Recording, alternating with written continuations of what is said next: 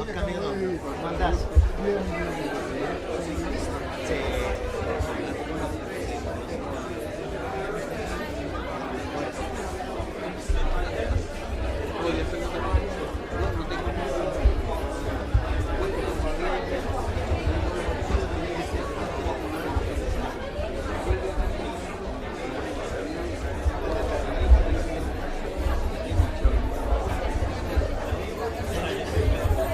Hola Pedro, ¿cómo estás? Mucho calor, que estaba atrapado en una reunión.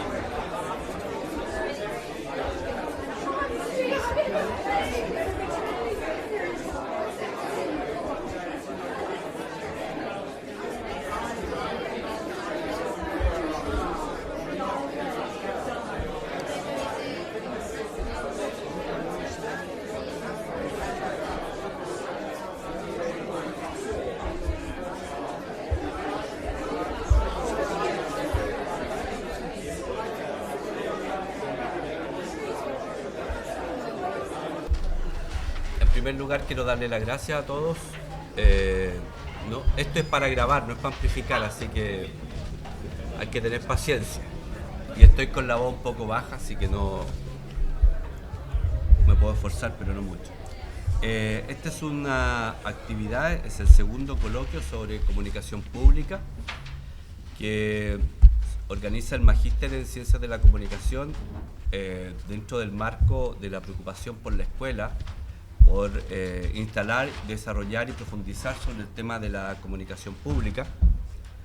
Es una actividad que se ha desarrollado como parte de la estadía de nuestro invitado, que ya voy a presentar, que viene a dar un seminario en Magíster y que ha sido posible gracias al apoyo de la Fundación Friedrich Ebert, que tiene un área de comunicación muy activa que apoya una serie de iniciativas en Chile, entre las cuales está este tipo de programa.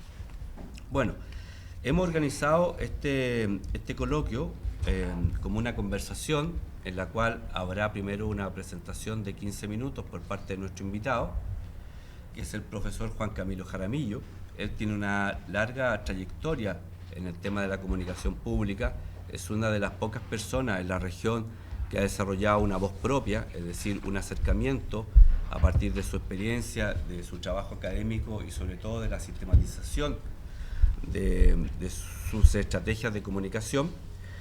Él trabaja actualmente en la Universidad Jorge Tadeo de Bogotá, es asesor de la Rectoría en temas de comunicación y va a hacer la presentación inicial.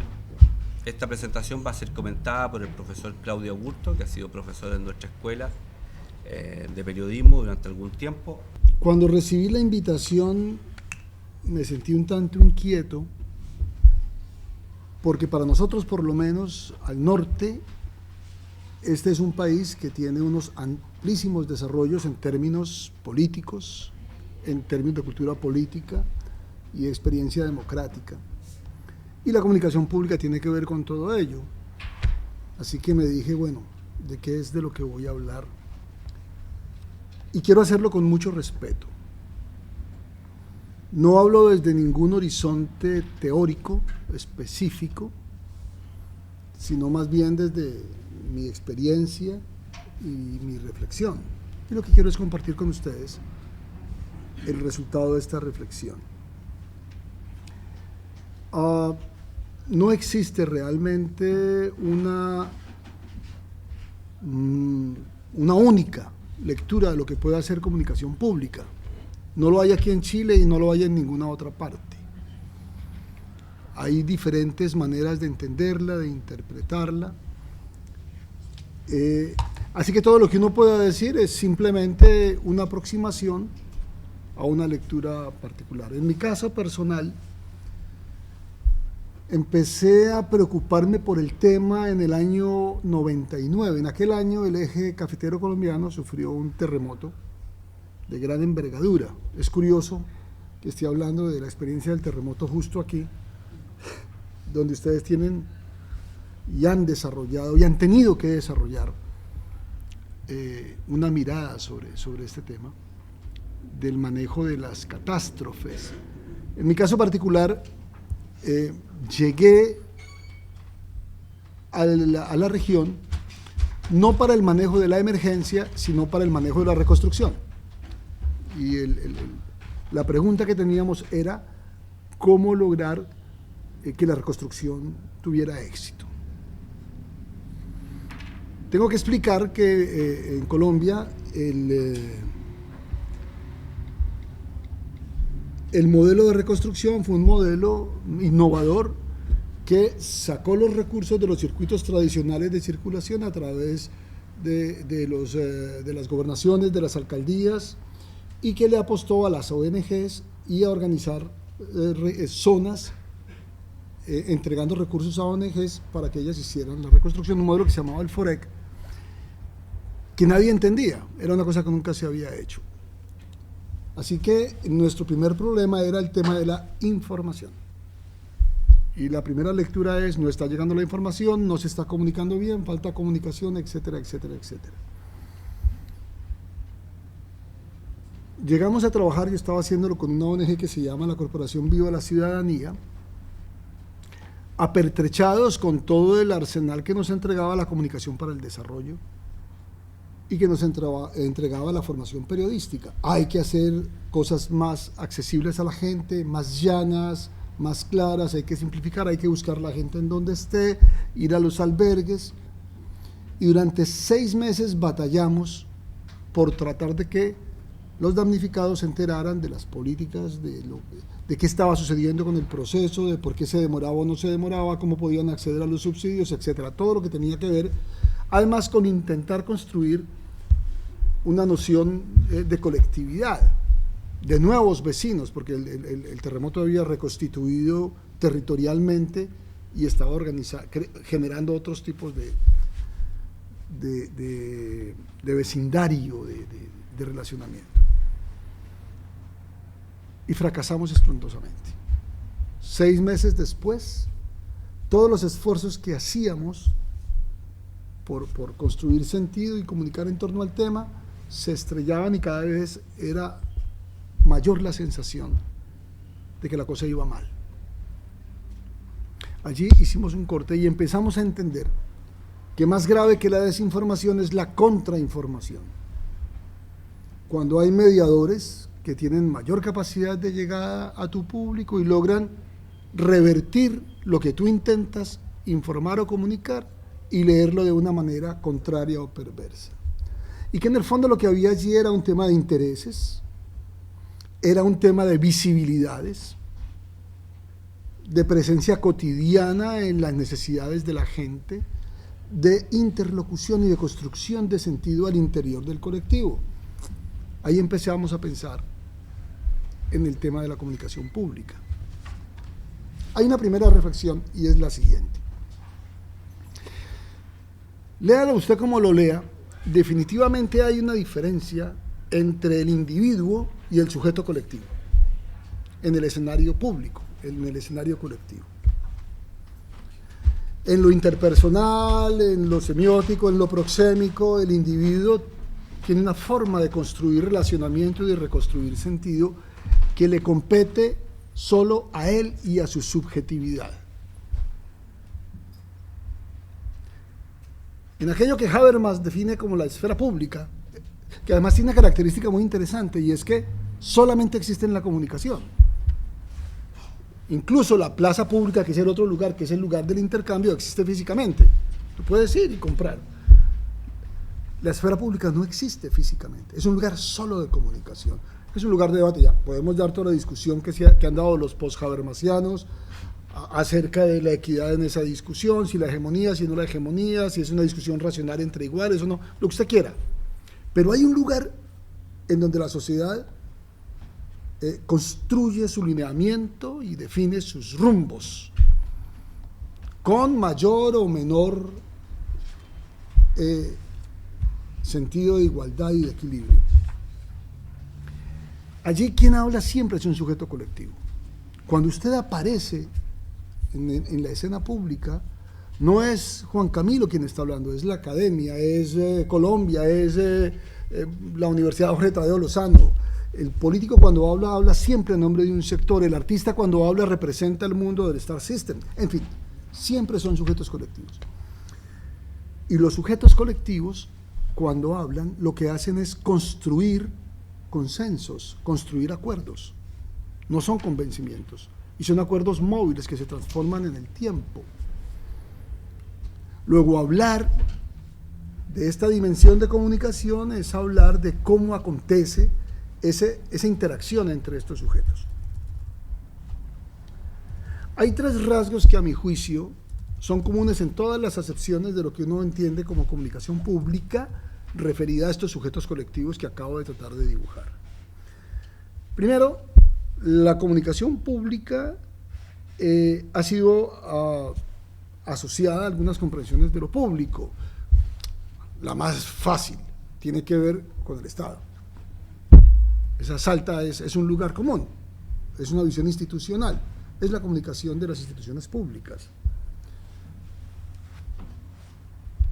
Pero, bueno, y la otra tiene que ver con lo público como lo publicitado, lo que se publicita, lo que es visible, lo que está al alcance de todos, en oposición a lo privado, a lo íntimo. Yo prefiero quedarme con la manera como Nora Rabovnikov, la venezolana, redondea la idea que todos ustedes ya tienen, y es entenderlo como aquello que es visible, manifiesto, colectivo, accesible. Y me gusta como José Bernardo Toro para Ana María Egaña, un comunicólogo y colombiano, lo dice, lo público es lo que conviene a todos de la misma manera para la dignidad de todos. Así que si estamos hablando de cómo este sujeto colectivo, en ese escenario que va más allá de lo estatal, que es el escenario de la construcción de lo común, pugna porque sus mensajes, sus contenidos, porque su presencia haga parte de, es allí, en lo visible, en lo manifiesto, en lo accesible, en lo colectivo.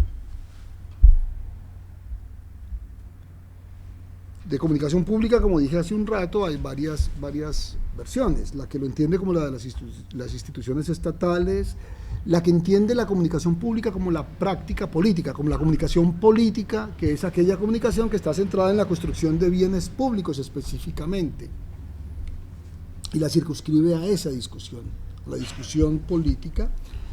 Otra versión, Ana María Miralles, también de Colombia, la ha desarrollado bastante, que entiende la comunicación pública como el ejercicio de construcción de ciudadanía desde lo mediático, de ciudadanía ilustrada, dice ella, y la responsabilidad de los medios como el gran escenario en donde se da el debate público en relación con la construcción democrática. Para nuestra propuesta, para la idea de la comunicación pública, es aquella que expresa la lucha de las personas y de las organizaciones sociales por participar en la vida colectiva. Esa es la comunicación pública. Y esto la coloca en el plano privado también. Si ustedes lo reflexionan, al interior de una empresa hay una esfera pública, hay un lugar donde se debate, se discute, se llega a acuerdos, se concilian intereses, así haya finalmente un accionista o un directorio que recibe las utilidades. Adentro hay siempre un debate, y un debate que jerarquiza, que prioriza,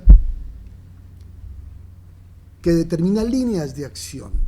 Yo hago comunicación pública al interior de empresas privadas, desarrollo estrategias de comunicación pública al interior de empresas privadas. Claro, cada vez que llego y les digo, voy a hacer un ejercicio de comunicación pública, me miran y me dicen, pero esto es una empresa privada, y cuando les explico me dicen, ¿sabe que tiene razón?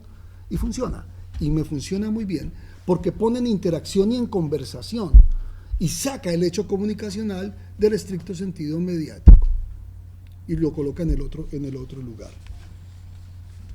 Y la propuesta también es un enfoque de construcción democrática y de planeación estratégica de la comunicación, y en la propuesta general de comunicación pública se hace 4 preguntas.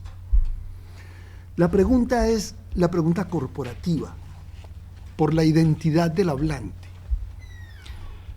Cuando el sujeto habla en lo público, debe lograr la legitimidad,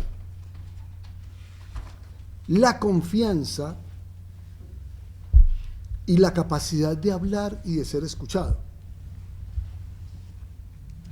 Hay en torno a quién es el que habla, desde dónde habla y cómo habla, una cantidad de problemas que habría que resolver, que equivocadamente las organizaciones, las empresas, los movimientos sociales pretenden resolverlo desde el manejo informativo, pero que son propias del problema identitario. Esos temas sí se trabajan desde la publicidad, el tema de la imagen, la reputación, desde las relaciones públicas y desde la construcción de alianzas. Particularmente creo que la advocacy, la abogacía, es una herramienta de construcción y de fortalecimiento de la identidad en el escenario colectivo, porque apunta a acudir a aquel que tiene la respuesta, y en esa medida me reafirma y me confirma. Nosotros hacemos un trabajo muy fuerte en los procesos que yo oriento de fortalecimiento de la identidad de quien está generando un proceso comunicacional para que tenga el derecho de poderlo hacer. Porque detrás de toda marca, y la marca es un tema interesante, el manejo de la marca institucional, debe haber un relato. Y la marca debe sostenerse en un relato y no simplemente en una potencia simbólica o gráfica o imaginativa. Así que hablar de identidad es hablar de quién habla, cómo habla, desde dónde habla. Y esa es una pregunta que hay que hacerse y que hay que responderla. La siguiente pregunta, por supuesto, la comunicación informativa, es la pregunta del relato. Hayden White ha dicho, lo único que quedará de nosotros son nuestros relatos. Lo único que finalmente sobrevive serán nuestros relatos. Y allí está todo el tema del manejo informativo. Pero atención, que la información es un bien público. No puede estar puesta al servicio de los intereses corporativos. He visto todos estos días la discusión sobre el avisaje que hay en este momento en el país. Y me llama la atención. Porque no caracterizar bien estas dos preguntas genera problemas. Cuando una entidad no ha informado, no ha logrado contar su cuento, por ejemplo en el caso de las entidades públicas, y llega el momento crítico del final, pretende con mecanismos publicitarios resolver un problema que no resolvió sistemáticamente en términos de información. Y entonces el gobernante en sus últimos 3 meses pretende, con un libro de publicación de gran formato, muy bello, de gran fotografía, resolver lo que no hizo durante todo su ejercicio. Eso no funciona. Pero tampoco lo contrario. Porque cuando el periodista siente que la institución lo que está tratando de construir imagen a sus costillas, dice, pero eso cuesta, viejo. No estás haciendo publicidad y quieres que yo te lo haga a punta de titulares y colocar tu fotografía en la página que te conviene. A ver, ¿cómo me vas a ayudar a sobrevivir y cómo me vas a financiar? Eso es corrupción.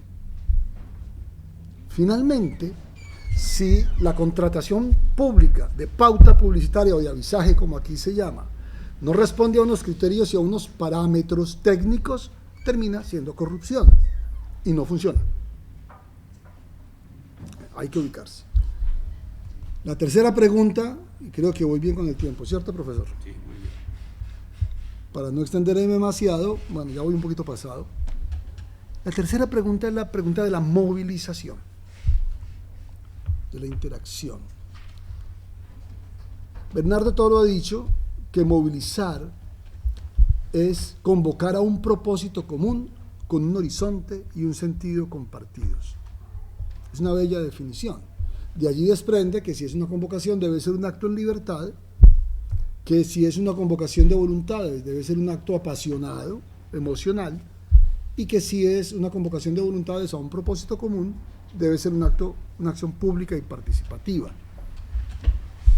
Yo lo digo de otra manera.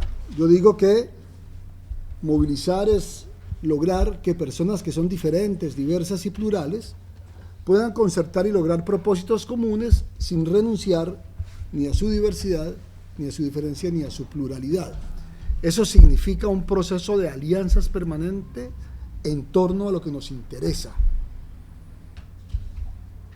y no adhesiones ad eternum. Es decir, no se trata de homologar, de unificar, sino de encontrar frente a cada objetivo, frente a cada propósito, el horizonte común que permite concitar esfuerzos y concitar acciones para lograr un propósito específico. Toda movilización es programática, es concreta, es temporal. Así que el ejercicio movilizador de cualquier proyecto comunicativo en lo público hace parte de su ADN. Es a través de ese ejercicio de convocación de voluntades a un propósito común como en lo público se construye un sentido compartido. Y eso es lo que debe suceder con la ciudadanía. La ciudadanía no se moviliza alineada ideológicamente a una orilla.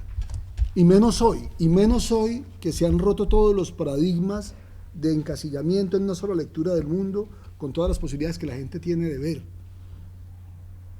La ciudadanía también se convoca a propósitos objetivos, a propósitos concretos, a objetivos concretos, acciones concretas. La movilización es todo lo que tiene que ver entonces con el que está allá. Y fíjense ustedes, quién habla, qué dice y con quién actúa. Me va dando la idea de las tres preguntas que estoy tratando de bocetar. La última, para terminar, es la pregunta de la coherencia. Es la comunicación organizacional. Tiene que ver con la construcción de visión compartida, con la formación del trabajo colaborativo.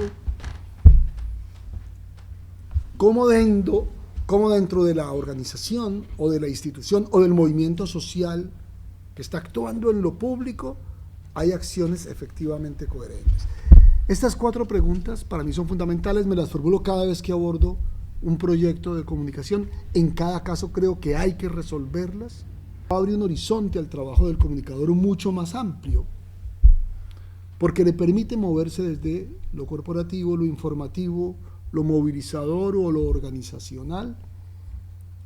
Le da una visión de conjunto y efectivamente lo coloca en la responsabilidad de construir un sentido que contribuya al cumplimiento de una misión, que contribuya a un propósito específico y no simplemente ser un disparador de información, de datos y de titulares. Muchas gracias.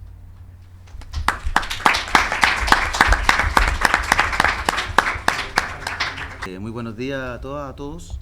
Muchas gracias a la escuela una vez más por invitarme a compartir en estas aulas. Voy a intentar reflexionar con usted acerca de la comunicación en el ámbito público.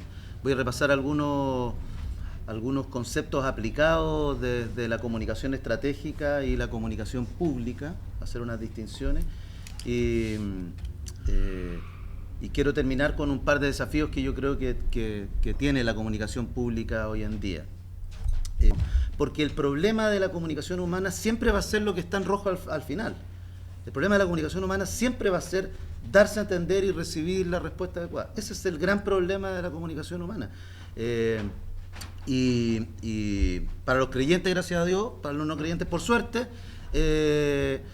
va a seguir siendo así. Eso, mientras la naturaleza humana siga siendo tan humana, como digo yo, va a seguir siendo ese el gran problema, darse a entender y recibir la respuesta adecuada. Entonces, esto vale para las personas, vale para las organizaciones, vale para las empresas, vale para los servicios públicos. Pero tenemos que hacer una distinción importante. Lo primero es que la comunicación pública es parecida a la comunicación corporativa, no es lo mismo.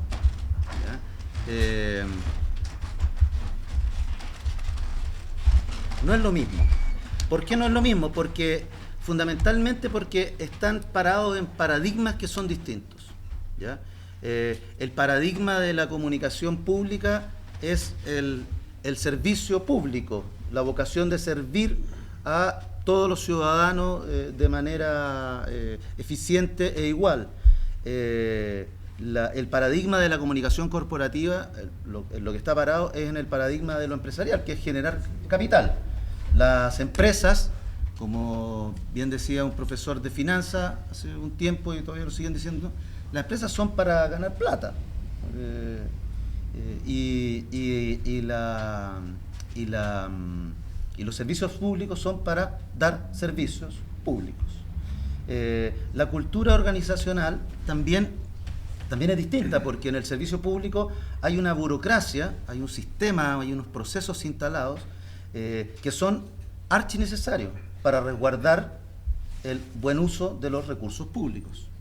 En la comunicación corporativa los procesos se pueden saltar muy rápidamente, porque lo que importa es la eficiencia. Entonces, como tenemos más flexibilidad, como la plata es de la empresa y no de todos los chilenos, entonces podemos hacer lo que queramos con esta plata. Entonces nos saltamos y vamos haciéndolo lo más rápido posible. En los estilos también hay una diferencia, porque en la comunicación pública se hace parte del estilo del servicio público, y el servicio público tiene un estilo de gestión mucho más reactivo que proactivo. Las crisis, nosotros en nuestro país, a propósito del ejemplo que da Juan Camilo, en nuestro país estamos acostumbrados a tener 3, 4 terremotos por década. Y aunque hoy día la ONEMI esté archiconectada y tenga los teléfonos satelitales que no tenía en el del 2010, y nosotros chilenos podamos recibir un mensaje de texto si estamos al borde de la costa, que viene un tsunami, que evacuemos, a pesar de eso, seguimos dentro en que el paradigma de que la reacción le gana a la proacción. Pero la comunicación hoy día, la comunicación estratégica hoy día, es mucho más que eso. Mucho más que eso. Evidentemente mucho más que eso. ¿Por qué? Porque los parámetros y los paradigmas, este paradigma, ¿no es cierto?, de el emisor, la caja negra y el receptor, está completamente superado hoy día. Completamente superado. No obstante, uno puede llegar y analizar muchas cosas con ese paradigma, ¿sí? No es problema, pero hay que reconocer que está completamente superado. ¿Por qué? Porque la comunicación hoy día es fundamentalmente interacción. Interactuamos todo el día, somos personas y nos estamos comunicando. Pero es que antes los medios, sí, antes los medios eran un dispositivo que pertenecía a algunos y que algunos solamente podían y tenían el conocimiento para llevarlo a cabo y hacerlo. Hoy día, yo cuando voy a las organizaciones le pregunto al jefe, al ministro, a la subsecretaria, al gerente, le digo, ¿cuántos voceros tiene su ministerio, ministro? Entonces me mira y me dice, bueno, 1 o 2. ¿Cuáles? Yo, y a veces el subsecretario, o a veces el jefe del servicio, dependiendo. Una organización hoy día, en el siglo XXI, tiene tantos voceros como personas la componen. ¿Por qué? Por esto. Es bonita mira, es súper linda, mi carcasa, muy cool. Por esto. Porque hoy día los smartphones nos permiten a todos los ciudadanos transformarnos en un medio de comunicación. Entonces, y ser voceros de nuestra organización. Registro civil, vamos de nuevo. Ejemplo de contingencia. Hay una señora, no recuerdo su nombre, que es la presidenta de la Asociación de Funcionarios del Registro Civil, que hace vocerías todos los días respecto de los avances o retrocesos que tiene el proceso de negociación del paro. Sin embargo, en las redes sociales, Facebook, Twitter, está lleno de posteos sobre el registro civil. ¿Por qué? Porque lo postean los mismos funcionarios del registro civil, el de Aysén, el de Arica, el de Santiago, y tiene un eco que es distinto. Bueno, no quiero pegarme en esto, pero entonces, sistema de información es lo mínimo. ¿Hacia dónde apunta el proceso de comunicación? El proceso de comunicación apunta hacia obtener el compromiso de tu público objetivo, de tus ciudadanos o de tus clientes. A eso tiene que apuntar. ¿Por qué? Porque es interacción. Nosotros no nos podemos quedar solamente en la información. Tenemos que tender a que las personas se comprometan, se alinean, se sientan identificadas con nuestra acción, con la acción y con la gestión de nuestros servicios públicos o de nuestra empresa. Ahora, ¿qué pasa? Pregunta. ¿Quién se compromete con algo? Vale. ¿Quién se compromete con algo que no ha tenido ningún nivel de participación? Nadie. Por eso que la etapa intermedia debe ser la participación. Información, participación y compromiso. Tenemos que tender hacia el compromiso, no nos podemos quedar solamente en la información, menos en la sociedad de hoy día. Voy a terminar con dos cortitas. Voy a pasar varias. Yo creo que hay 3 o 4 desafíos importantes para la comunicación. La primera es no soslayar el que tenemos que establecer una nueva relación ciudadana desde los servicios públicos. La acción pública tiene un alto nivel, hay estándares de transparencia y probidad que son muy distintos a los que habían hace 3, 4, 5 o 15 años, de los que hay que hacerse cargo. Por lo tanto, ya hay una ciudadanía que ha cambiado sustancialmente su forma de ser. Por lo tanto, tenemos que establecer una nueva relación ciudadana en la comunicación pública. Segundo, una cosa que se está dando harto también en lo corporativo, el tema de la emoción. Ya no es solamente la comunicación, no es solamente la información, tampoco solamente la imagen o la identidad, tampoco solamente la reputación, tal como bien decía Juan Camilo. Tiene un componente emocional, tiene un componente afectivo, desde donde los seres humanos nos pasa algo para repostear, nos pasa algo para mirar con más atención la tele. La tercera es el tema de la confianza. Hoy día, no solo nuestra sociedad, es una cosa que es de la sociedad occidental, la gente no confía en las instituciones. Ahí hay unas cifras del último estudio del Departamento de Estudios de Facebook de Argentina, en que el 92% de la gente confía en amigos y familiares y el 47% en los medios. La gente no confía en las campañas políticas, no confía en eso, confía en las personas, confía en sus amigos.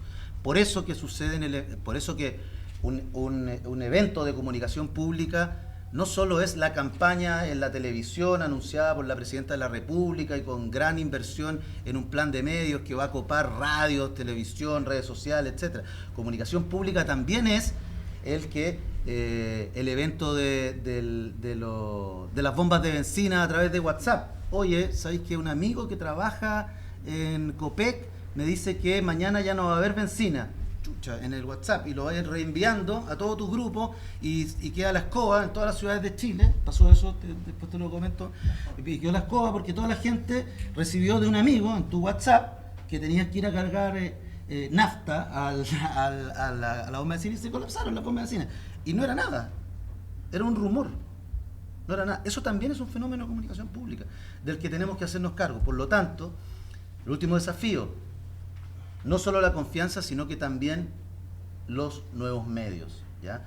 Este coloquio es el segundo, hay un tercero que vamos a realizar en el mes de noviembre sobre el tema de la comunicación gubernamental, que es otro ámbito importante de abordar. Por lo tanto, lo que estamos haciendo en este coloquio es de alguna manera tratar de transitar desde un término, que es comunicación pública, a un concepto. Ese es el desafío que le hemos planteado y ese es el sentido un poco que tiene el exponer distintos puntos de vista. Yo simplemente quería terminar el coloquio y pasar a la ronda de preguntas ¿cómo de alguna manera nos hacemos las preguntas en el Chile de hoy sobre la comunicación pública? Porque la comunicación está domiciliada en un espacio social, político y económico cultural específico. Si nosotros consideramos esta metáfora un poco reduccionista pero válida, de que los sistemas sociales de alguna manera incluyen un Estado, un sector privado y una ciudadanía y una sociedad civil, la pregunta que nos hacemos en términos comunicacionales es: ¿tienen estos tres sectores igual poder simbólico? Obviamente que es fácil responderla. El sector privado tiene recursos profesionales, tradiciones, académicos, que de alguna manera proveen una cierta matriz desde el cual relacionarse. Invierten en eso. El Estado, a mi modo en Chile, fuera de algunas excepciones, lo que ha hecho es copiar, o más simpáticamente, emular algunas de las prácticas de la comunicación estratégica. Pero no ha habido una reflexión sistemática, excepto algunas personas como el colega Fernando Sandón. Entonces, el problema se sitúa en el poder simbólico que tienen las diferentes patas de la mesa. La ciudadanía obviamente no tiene las mismas capacidades, ni la sociedad civil. Y aún más, dentro de la ciudadanía, de las personas, no todos manejan o tienen las mismas competencias. Por ejemplo, en las investigaciones que se han hecho sobre competencias digitales en estudiantes de enseñanza media, se ha encontrado que hay una relación entre el tipo de pertenencia y las habilidades que manejan o desarrollan. Los estudiantes de colegios particular pagados logran resultados mucho más elevados que los de los colegios municipales. Por lo tanto, la comunicación no se da democráticamente, se distribuye socialmente en función del sector socioeconómico que están las personas. Y esto no es nuevo, esto lo sabemos de los años 70, con la famosa hipótesis de la brecha, que de alguna manera habla de que los usos sociales no se distribuyen universalmente, los usos sociales de la comunicación. Por lo tanto, ahí hay un desafío importante que asumir. Tercero, hoy día nos encontramos en una situación de convivencia en el cual la comunicación es central para los procesos democráticos. Nos encontramos a puertas de un debate constitucional. Los medios de comunicación que tenemos en Chile, el poder simbólico de los diferentes sectores, ¿va a permitir visibilizar de igual manera las diferentes posturas? Es una cuestión que yo creo que es más o menos fácil también de responder. No se van a producir un debate si no hay iguales condiciones para ese debate. Y eso obviamente va a generar una calidad del debate democrático que tendremos que asumir el costo si no se da en la forma que esperamos. Por lo tanto, la participación forma parte central, como hemos escuchado, de la comunicación pública. Pero aún más, si nos ponemos en un plano doctrinario, hoy día cada vez existe mayor consenso a nivel por lo menos regional de la comunicación es un derecho. Esto que suena como obvio, en términos prácticos no es tan obvio. Por algo hemos desarrollado y hemos transitado desde el concepto de libertad de expresión al concepto de derecho a la comunicación. Porque el derecho a la comunicación tiene que ver no solamente con las posibilidades que tienen los actores sociales de poder emitir mensajes, sino también los derechos que tiene la ciudadanía a vivir en una sociedad en que los medios se manejen con pluralismo y diversidad. Y obviamente ahí tenemos un debe importante.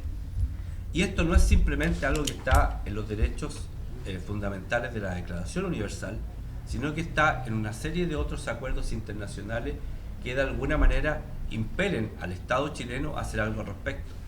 Está en todo lo que tiene que ver con la Comisión Interamericana de Derechos Humanos y con la Relatoría de Libertad de Expresión, sobre el cual en estos días se va a hacer una presentación por parte de algunos periodistas. Está en la Convención de Derechos Culturales o Diversidad Cultural de la UNESCO el año 2005.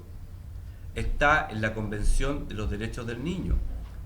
Es decir, hay una serie de acuerdos internacionales que tocan el tema de la comunicación porque reconocen que ella tiene un lugar central en la vida y en la convivencia. Por lo tanto, para terminar y dejar un paso al debate, desde nuestro punto de vista, el tema de la comunicación pública tiene distintos niveles.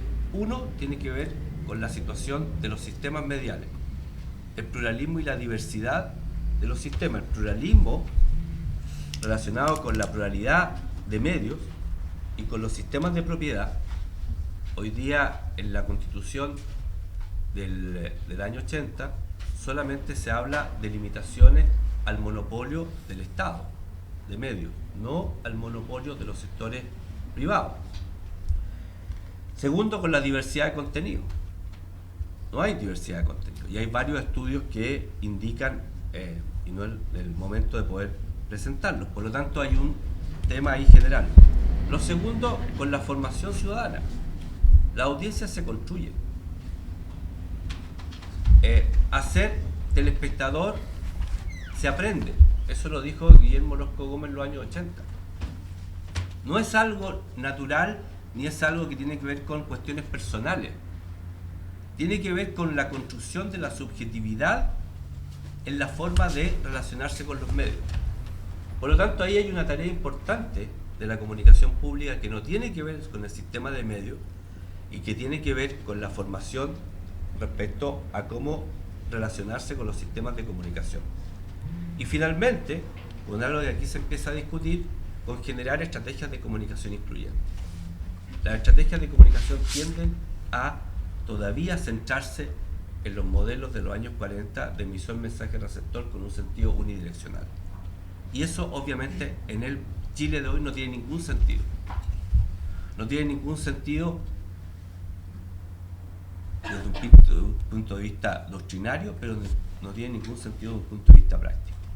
Por lo tanto, el desafío, a mi modo de ver, tiene que ver con la construcción de sentido, con la comunicación finalmente entendida desde ese lugar, desde, hacia y con los ciudadanos.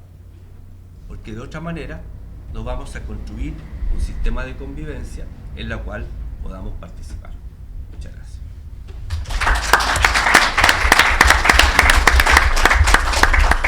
Como somos